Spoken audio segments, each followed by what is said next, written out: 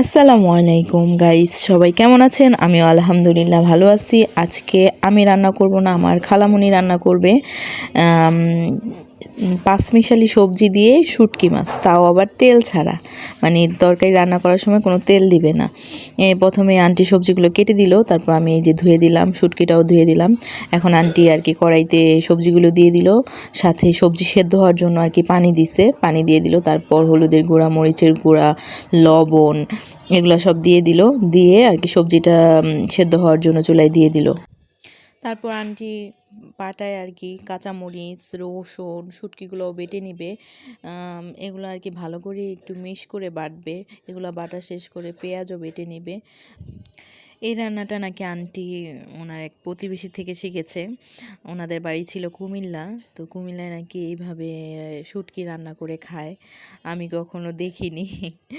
আর আন্টিকে নাকি মাঝে মাঝে এইভাবে রান্না করে খাওয়াতো। আন্টি বলল যে অনেক মজা হয়, তুমি একদিন খেয়ে দেখো, তোমাকে রান্না করে দেই।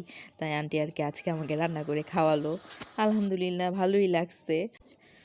তারপরেই তো আন্টি যে শুটকি, রসুন, পেঁয়াজ এগুলো যেগুলো বেটে ছিল, ওগুলো আর কি তো তরকারিগুলোও 50% সিদ্ধ হয়ে গেছে, তো মাঝখানে দিয়ে দিল যাতে ওগুলো ভালো মতো আর কি শুটকি সহ সব সেদ্ধ হয়ে যায়। তারপরে তো সবজিগুলোও সেদ্ধ হয়ে গেল, শুটকিটাও ভালো মতো সেদ্ধ হয়ে গেল।